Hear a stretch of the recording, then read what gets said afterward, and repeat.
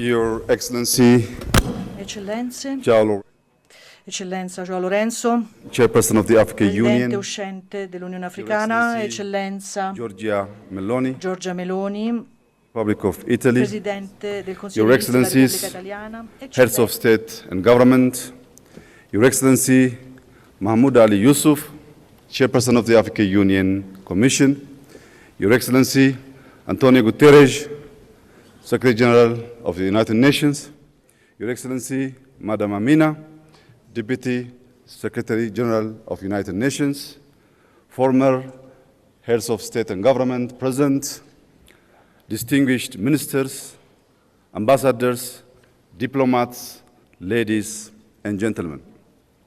I warmly welcome you to Ethiopia, a land where human origins are traced, where time is measured differently, where coffee was first shared with the world, a place where deep history, proven resilience, and bold ambition for Africa's future converge. Today, as Africa gathers at a defining moment, we recognize that our continent's most strategic asset is not only what we extract, but what we design, build, and govern. Progress is achieved when vision is translated into systems and ideas into lasting institutions. As we build on the African Water Vision 2025, we reflect on a simple truth. Water is more than a resource. It is a foundation of development, innovation, and stability. It shapes our cities, our farms, our health, and our peace. Here in Ethiopia, we have learned that responsible water management is central to guiding development wisely. The grand Ethiopian Renaissance Dam now powers homes and industry, exports electricity to neighboring countries, and shows how African ingenuity can drive shared prosperity. Across Africa, rivers can become engines of stability when governed for shared benefit. On our land, targeted policy and innovation have enabled with self-sufficiency, and large-scale industrial investments are moving us from dependency to production. Excellencies, today, many African economies are among the fastest growing in the world. Projections show that Africa's growth will be on par, if not above, that of Asia. This is a rare convergence in modern economic history. In Ethiopia, we expect growth of 10.2% by the end of this year. Over the next 25 years, we aim to move from a low-income economy to a globally competitive one, anchored in productivity, industrialization, innovation, and quality jobs. Yet, growth alone is not enough. Our greatest wealth is our people. By 2035, Africa will add more young people to the global workforce than the rest of the world combined. This demographic reality must be harnessed with purpose. Numbers alone will not deliver prosperity. That's why we are investing in maternal and child health, expanding early childhood education, and scaling school feeding programs. Every child must arrive at school nourished, ready to learn, and prepare to contribute. We also strongly believe development must include all.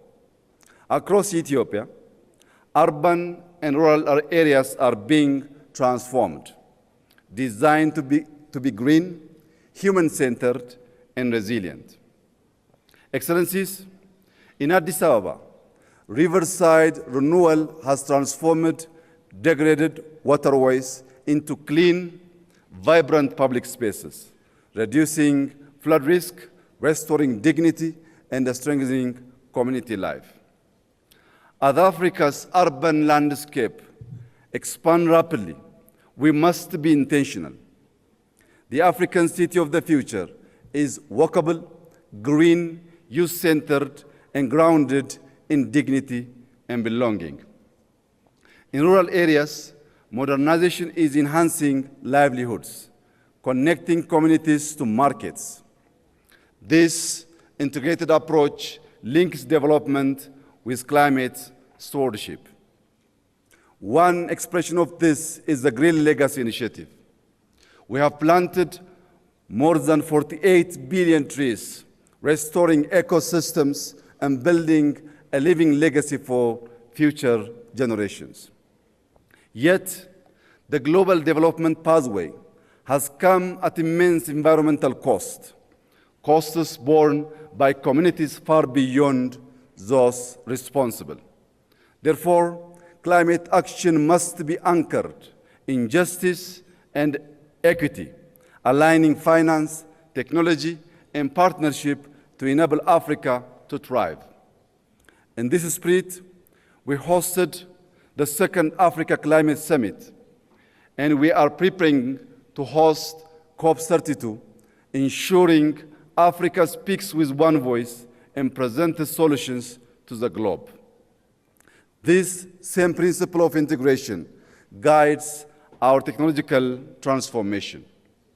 Under Digital Ethiopia 2030, we're building digital public infrastructure that places citizens at the center of service delivery.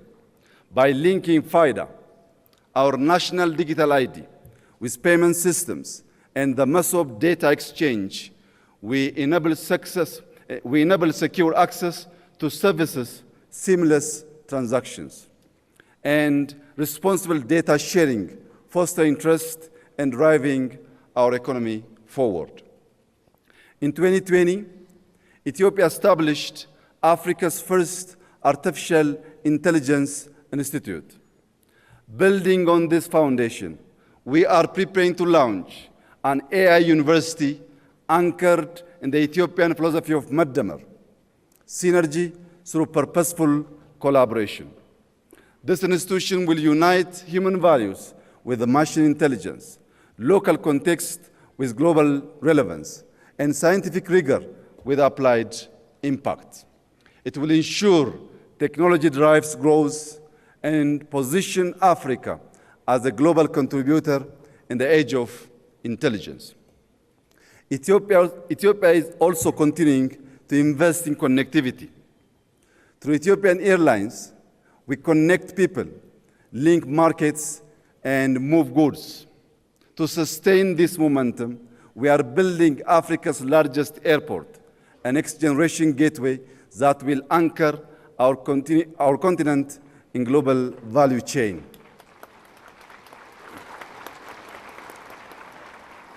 Beyond aviation, Ethio Telecom is expanding across Africa, bridging the digital divide and linking our continent's future through strategic partnerships.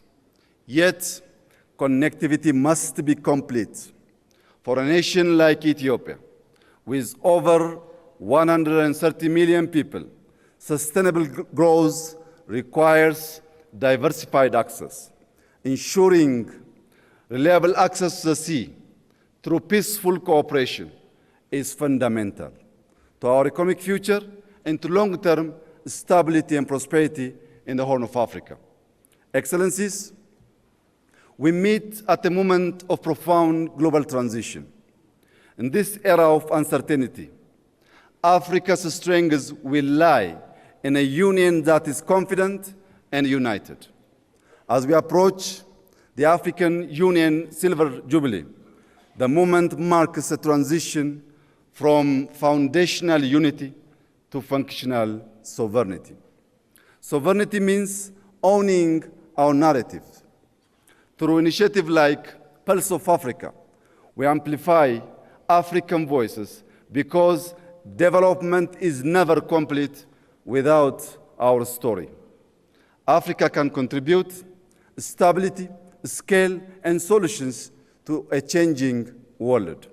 But we must do more than respond to crisis. We must shape agendas, turning vision into action and leading with purpose. Every river we manage, every city we design, and every digital platform we deploy must generate resilient opportunity and dignity. By 2063, Africa will be defined by what we secure, what we sustain, and what we share. Ladies and gentlemen, this is our moment and this is our responsibility. To conclude, I extend my appreciation to our outgoing chairperson, President João Lourenço, for his leadership and service to our union. I also warmly congratulate our new incoming chairperson and wish him success in guiding Africa forward. God bless Ethiopia. God bless Africa. I thank you. Benedica l'Africa, grazie.